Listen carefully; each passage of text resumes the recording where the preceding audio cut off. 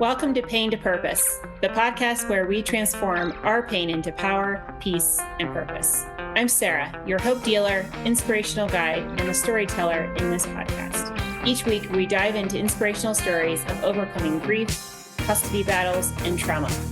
Together, we'll foster transformation, resilience, and claim your personal responsibility for your story. Our stories offer hope, encouragement, and community support, guiding you toward better health and wellness. Join me as we discover actionable ways to leverage our struggles, find healing, and rise like a phoenix. Tune in to uncover your purpose, embrace mental health, and serve others, all while finding the strength to keep going. Hello, and welcome back to the Pain to Purpose with a Side of Hope podcast. I hope this finds you having a fantastic day and week wherever you are joining from. If you have not subscribed to this podcast, I would invite you to do so. And if you've not left up to a 5-star rating, I would also love if you hit that 5-star button and left a review. It keeps this show going, and it's a monetary way free to support this show. Today, I want to talk about how to take care of your well-being when going through difficult situations. If you've listened to the first episodes of this show, you know that I have experienced a lot of trauma and loss and grief. And one of the things that has kept me going has been my ingrained healthy habits. I have had these healthy habits for as long as I can remember, and I really believe that is one of the reasons why I have been able to somewhat stay sane in this situation. If you have not listened to the other episodes, I'll just briefly catch you up. My young child, he had just turned 4 years old, was stolen from me by my ex, and a very illegal court system, we'll put it that way. As of this recording, it's been almost 2.5 years. I do not know where my son is. I don't know who he is with. We've had zero contact against a court order. It has been the hardest season of my life, as you can imagine. And there's been a variety of things that has gotten me through this season of grief and loss and tragedy and trauma. And one of those is really stepping into my ingrained healthy habits. And so I want to discuss those with you today. These apply at any point in our life, but particularly when we are going through really difficult times. So if you find yourself in a difficult situation, or you have a friend or a family member who is going through a difficult time, then share this episode with them, share this show with them, and let them know there is hope for them. No pun intended. The first thing that I want to discuss is magnesium. Now, a lot of people are taking magnesium, and unfortunately, they're just kind of currently misinformed on how magnesium works in the body. Magnesium is best absorbed transdermal, which means through the feet. So you're asking me, Hope Rose, how do I get magnesium through my feet? Well, I'm so glad you asked, because there is this fantastic company that I have been using. They're not a sponsor. I hope they are someday, because I share this product with everybody I can, because this magnesium has really changed my life.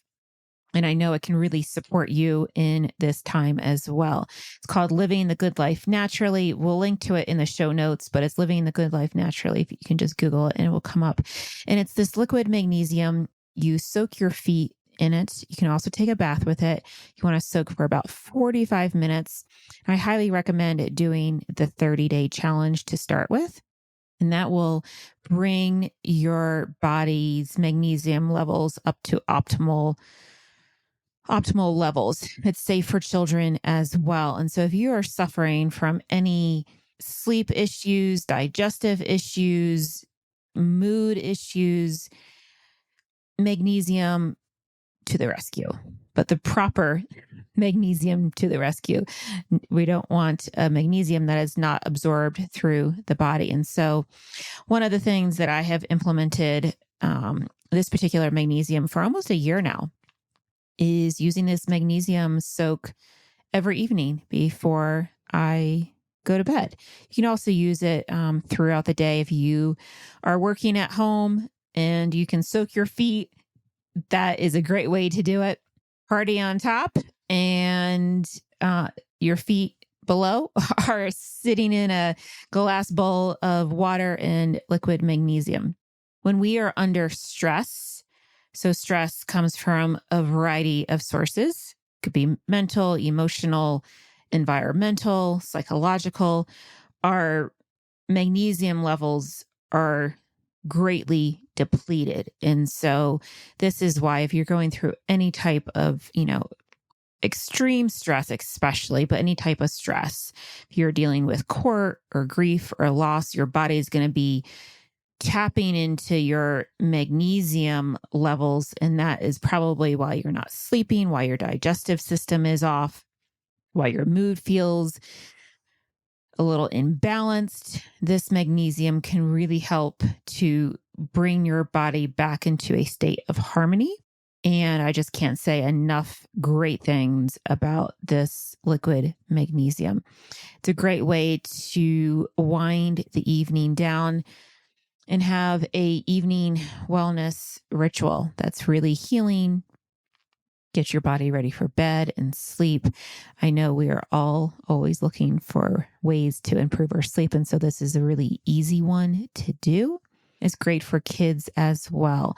They also make magnesium lotions, which are great, again, on the bottoms of your feet. You can apply it to the bottoms of your kids' feet before they go to school in the morning, before they go to bed at night. The company I like best for that is called Earthly. We're also linked to it in the show notes. They have the Good Night Lotion. Adults can use it too. That is another way to get magnesium into your body. So combat some of the stress in your life by tapping into this wonderful mineral, magnesium. Unfortunately, our food sources today don't have the vitamin and mineral qualities as they did 50, 100 years ago. And so supplementing with the right minerals and vitamins is super important. Most of the vitamins and minerals on the market are not being absorbed by the body. Secondly, they are also made with synthetic ingredients.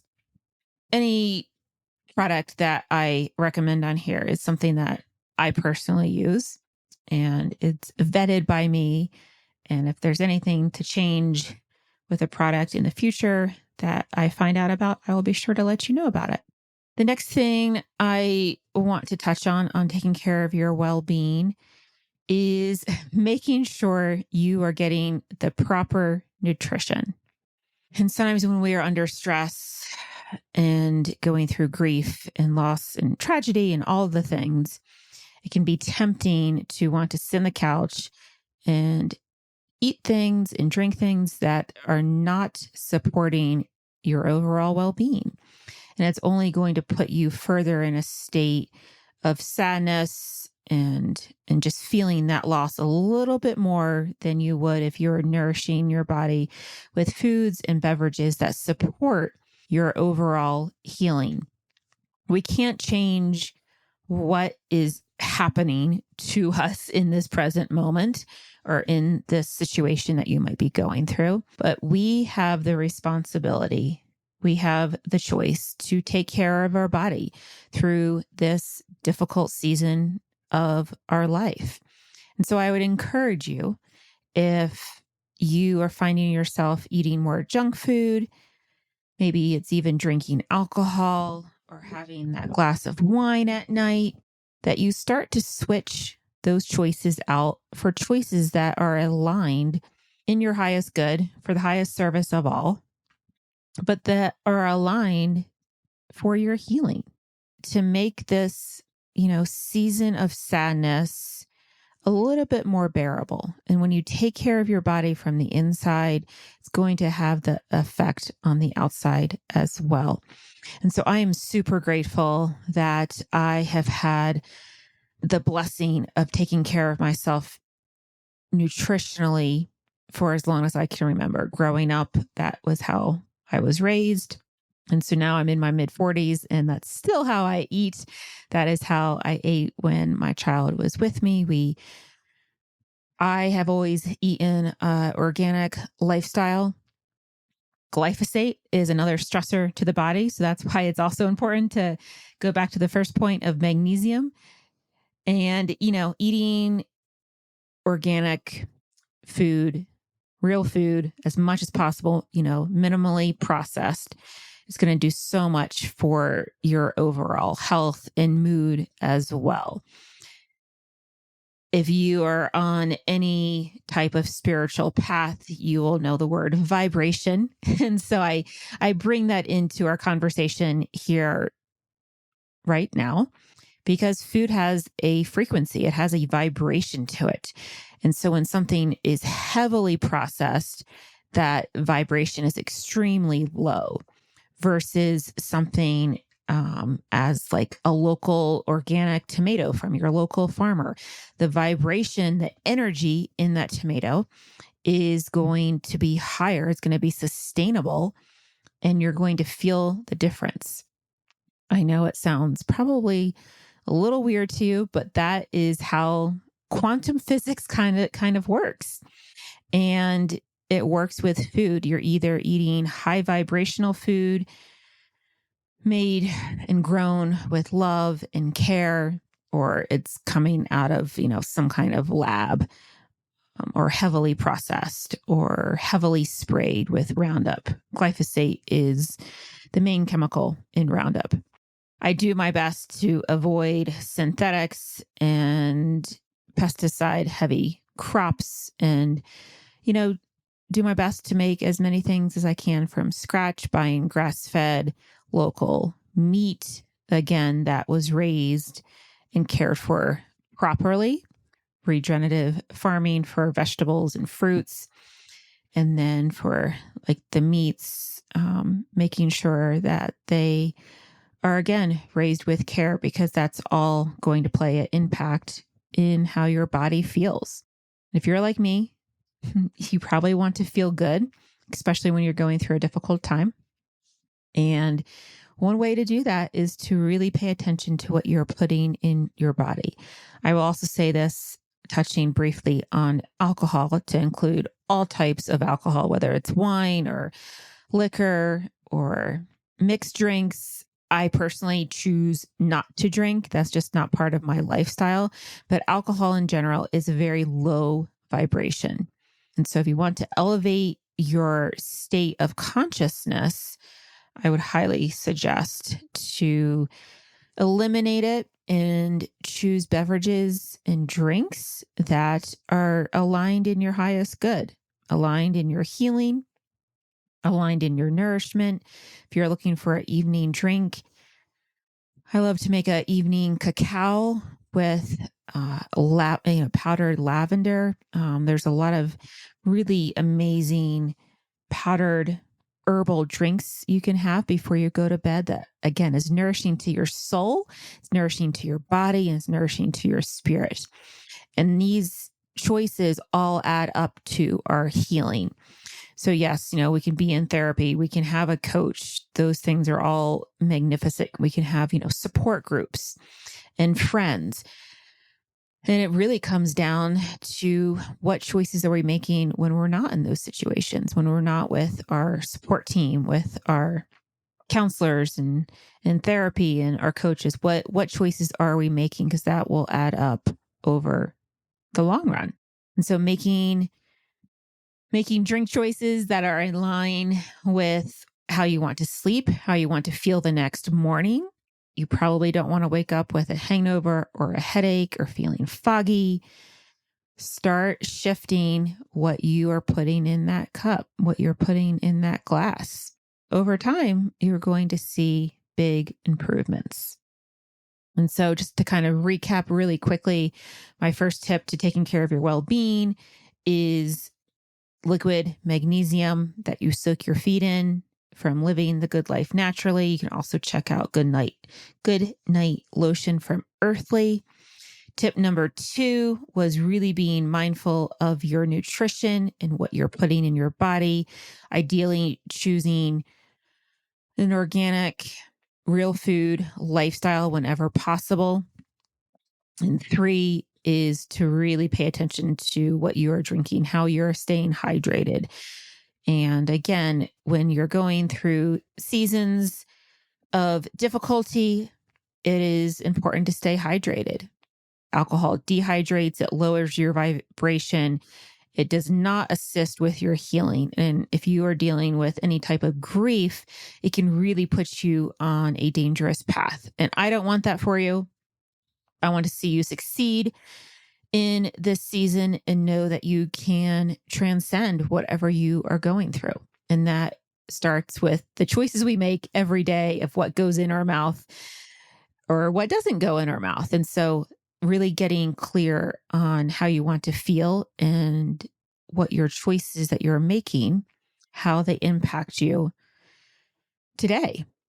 How are they going to impact you tomorrow, 6 weeks, 6 months, a year from now? And so making those choices in that light. The 4th point I want to touch on is taking care of your well-being, is to be mindful of who you are hanging around with. And so if you are hanging around with negative people or even victim consciousness people that want you to feel sorry for yourself for what you're going through, just ask yourself, how does this make me feel? Is this really the story I want to keep perpetuating? And so getting really clear on who it is in your life that is supporting you for the highest good of all. Sometimes we don't always like to hear the truth that our soul is longing to hear. And so being very intentional, just as food and beverages can either nourish or deplete us, our friendships can as well. So really becoming clear on if you need to distance yourself, if you need to, call in friends that are more aligned with your situation and how you really want to step into the season of grief, but also growth. So it's kind of, I guess, a growth mindset type perspective. The next thing I want to touch on for taking care of your well-being is there's so many I have to choose from. I'm trying to figure out what I want to speak on next, but I think it's this moving energy. If you feel a lot of, pent up energy of anger and grief and sadness, it's really important to move that through your body. And there's a variety of ways to do that. One of my favorite ways is free form painting. And this is simply done by getting butcher paper or easel paper, just a big sheet of paper. It can also be small too if your space is small like mine. And you can pick up markers, you can pick up paints, and close your eyes and just start moving that brush or that marker however it wants to across the paper. That is one way you can move energy. The other way to move energy is through ecstatic dance. So, just kind of like close your eyes and, listen to some spiritual sounding music. This is not the time for rock and roll. This is the time to really tap into your body and let that energy move through you. You might be crying, you could be laughing, but let that energy not stay stagnant, but let it pass through. And when it passes through, you'll find peace on the other side. So those are 2 really good resources that don't cost a lot of money. One is free. You can listen to Spotify for free too. There's, really good playlist on there that can help you move through energy. Even when you're doing like the free form painting, put on a playlist that has, spiritual sounding music that supports your energy and your healing through this time. My next tip to taking care of your well-being when you're going through difficult times is a gratitude practice. And you may have thought this one was coming, and it is. How can I be grateful, Hope Rose, when I'm going through tragedy? How can I be grateful when my child was just ripped from my arms? How can I be grateful when my friend died, when I was in a car accident, when this happened? And I don't have all the answers for those deep questions. I do know that I have been doing a daily morning and evening gratefulness practice for, I believe today, of this recording, it's 510 days in a row. And in the last almost 2 years, I've only missed one day. So I guess it's probably been a lot longer than that. And this gratefulness practice is just been so instrumental in really keeping me grounded when I can become sad with memories of my son popping up on my phone with sweet little pictures when he was a baby, and I baby wore him and love being a mom, loved it. And I was a great mom. I am a great mom. I will always be a great mom. All I did was protect my baby. Unfortunately, a little caveat here, we'll take a little pause from the well-being segment, but the world we live in today is we are in a sad state of affairs. Women, mothers are being attacked left and right for simply doing what is biological, is to protect their young. I long for a world where men and fathers cherish mothers and women and heal what is inside them. And they realize they no longer have to win wars with the mothers of their children. They're no longer in battle. Men throughout history have always gone to war. And now today, we don't really have wars, so to speak, here in, let's say, the States or Canada or, Europe. And these men are still in the war mentality, and they've taken that war into court, into divorce and family court. And I long for men to really heal those wounds that have passed down from generation to generation. And they start to break the cycle of like, you know what? Women and mothers are not my enemy. I need to love the mother of my child. We might not be together romantically, but she gave life. Women are the only people that can give life. That is what I long for. So anyway, back to what I was talking about on taking care of our well-being is to really, step into this place of gratitude. And even on the toughest days, and if you're having a very dark day, one of the practices that I do is I force myself to write on paper with a pen 100 things I am grateful for. And if you find yourself spiraling or in a difficult situation, I encourage you to do that same practice. Over time, it will really shift your perspective instantly. It's kind of changing neural pathways. And so that is a really good practice, again, for free. Most of these suggestions I have are, budget friendly, shall we say, and they can really improve your life. And if you take, anything away from this podcast, at least implement, the gratitude practice. That is something that everybody can do. And if you have your children with you, that is a great way to instill in them this attitude and this lifestyle and this frequency of gratitude that will set them up for success for the rest of their life, which I think is amazing. I'm going to wrap it up here in a few minutes. I think the last thing I want to touch on taking care of your well-being is to do something different.